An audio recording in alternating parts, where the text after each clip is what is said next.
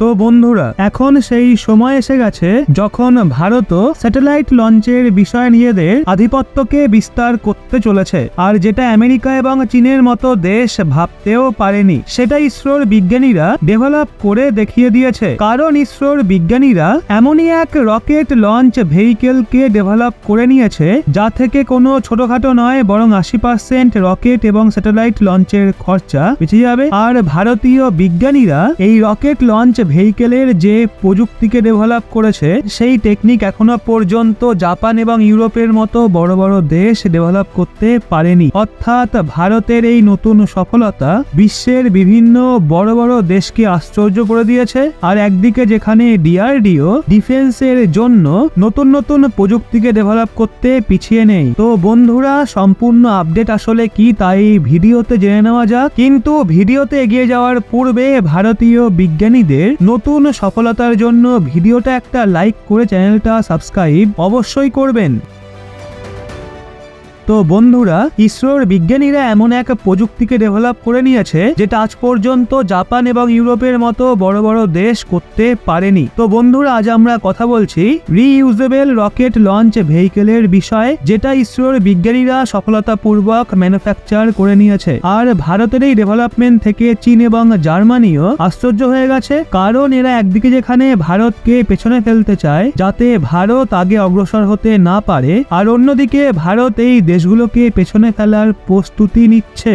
Bharat already বিশ্বের সমস্ত দেশের থেকে সবচেয়ে কম ইনভেস্টমেন্টে রকেট লঞ্চ করেছিল, কিন্তু এইবার ইসরো যে টেকনিক লাগিয়ে এই লঞ্চ ভেহিকেলকে প্রস্তুত করেছে তা থেকে 80% খরচকে আরো কম করা যাবে। শুনতে এটা অসম্ভব বলে মনে হলেও কিন্তু ফাইনালি একে ইসরোর বিজ্ঞানীরা সম্ভব করে দেখিয়ে দিয়েছে। আসলে ইসরোর বিজ্ঞানীরা রিইউজেবল লঞ্চ ভেহিকেলকে ডেভেলপ করে নিয়েছে, আর যার নাম পুষ্পক রাখা হয়েছে। কিছুদিন আগেই ভারতের প্রধানমন্ত্রী নরেন্দ্র মোদী এই রিইউজেবল লঞ্চ ভেহিকেলের রিভিউ করেছিল। আসলে ভারতের জন্য এই রিইউজেবল রকেট লঞ্চ ভেহিকেলের ডেভেলপ করাকে অনেক বড় অ্যাচিভমেন্ট বলে মনে করা হচ্ছে।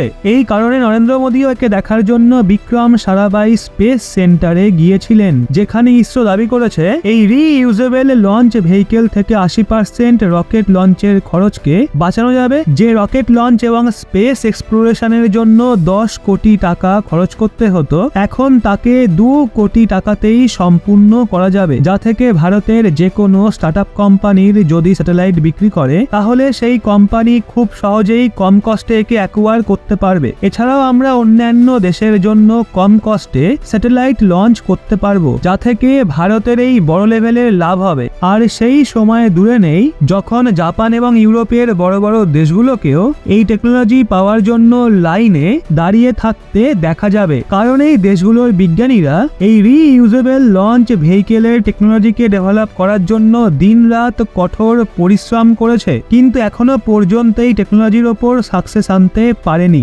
আপনাদের বলে রাখি, এর জন্য ইসরোর বিজ্ঞানীরা 4-5 বছর ধরে নয়, বরং 2012 সাল থেকে রিইউজেবল লঞ্চ ভেহিকেল তৈরি করাতে লেগে রয়েছে। কিন্তু এই টেকনোলজির ওপর কাজ করে একে তৈরি করা এতটাও সহজ কাজ নয়। এই জন্য প্রায় 14 বছর পর ভারতীয় বিজ্ঞানীরা সফলতা পেয়েছে। আর এটা ভারতীয় বিজ্ঞানীদের জন্য যথেষ্ট গর্বের বিষয় যে তারা যে টেকনোলজিকে ডেভেলপ করে দেখিয়েছে সেটাকে বিশ্বের বড় বড় দেশও করতে পারেনি। দেখতে গেলে গত বছর অর্থাৎ 2023 সালে ইসরোর বিজ্ঞানীরা রিইউজেবল লঞ্চ ভেহিকেলকে ডেভেলপ করার জন্য অনেক বেশি গবেষণা করেছিল। যদিও রিইউজেবল লঞ্চ ভেহিকেলের টেস্টিং গত বছর এপ্রিল মাসে হয়ে গেছিল, যেখানে সবার প্রথমে আরএলভি এলিএক্স লঞ্চ ভেহিকেলের সফলতাপূর্বক ল্যান্ডিং করানো হয়েছিল। কিন্তু এই লঞ্চ ভেহিকেলের সমস্যা এটা ছিল যে এতে কোনো প্রকার রকেট এবং স্যাটেলাইটের উৎক্ষেপণ মহাকাশে করা যাচ্ছিল না, বরং একে কেবলমাত্র প্রথম টেস্টিং এর জন্য ডেভেলপ করা হয়েছিল। কিন্তু একে সম্পূর্ণভাবে ডেভেলপ করে রিইউজেবল তৈরি করতে প্রায় আরো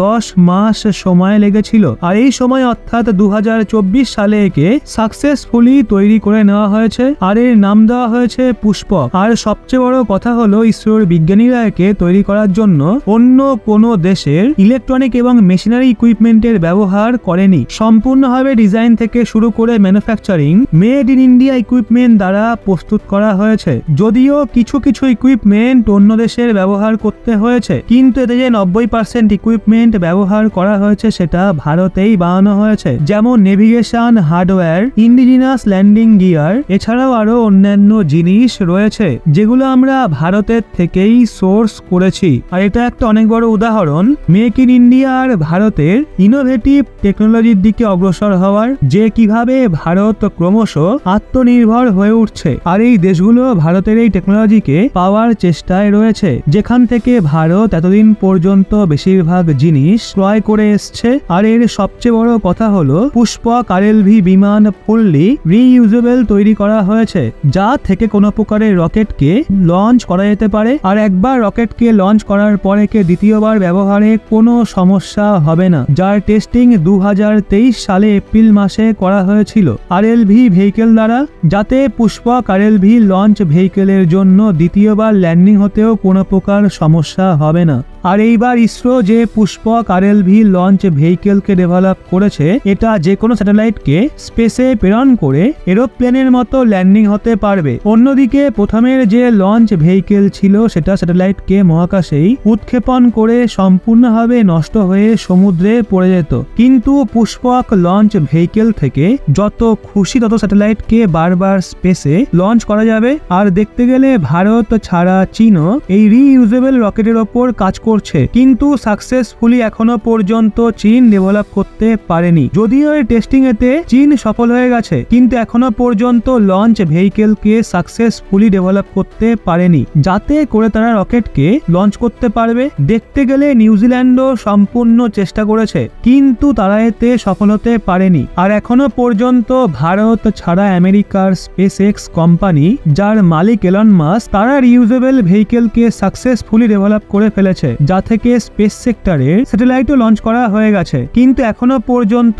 NASA reusable launch vehicle develop করতে পারেনি। আর আমেরিকার পর ভারত দ্বিতীয় দেশ হয়ে গেছে যে সাকসেসফুলি রিইউজেবল লঞ্চ ভেহিকেলকে তৈরি করে নিয়েছে, যেখানে এটা প্রথমবার হয়েছে যে চীন কোনো নতুন টেকনোলজিতে ভারতের থেকে পিছিয়ে রয়েছে। আর এই সময়ে যেইভাবে ইসরোর বিজ্ঞানীরা কাজ করছে, তা থেকে পরবর্তী সময়ে যে স্যাটেলাইট লঞ্চিং হবে সেটা বিশ্বের সবচেয়ে সস্তা স্যাটেলাইট লঞ্চ হবে, যা থেকে সেই সময়ে দূরে নেই, যার জন্য জার্মানি, চীন এবং জাপানের মতো দেশও ভারতের এই প্রযুক্তিকে পাওয়ার জন্য লাইন দিয়ে দাঁড়িয়ে থাকবে। বাকি ইসরোর বিজ্ঞানীদের এই নতুন সফলতার জন্য কমেন্ট বক্সে শুভেচ্ছা অবশ্যই জানাবেন। আর ইসরোর বিজ্ঞানীরা সফলতাপূর্বক এই লঞ্চ ভেহিকেলকে তৈরি করে নিয়েছে, তার জন্য ভিডিওটিকে একটি লাইক অবশ্যই করবেন। তো বন্ধুরা, এরকম আরো নলেজেবল ভিডিও পাওয়ার জন্য চ্যানেলটি সাবস্ক্রাইব করে আমাদের সঙ্গে থাকুন।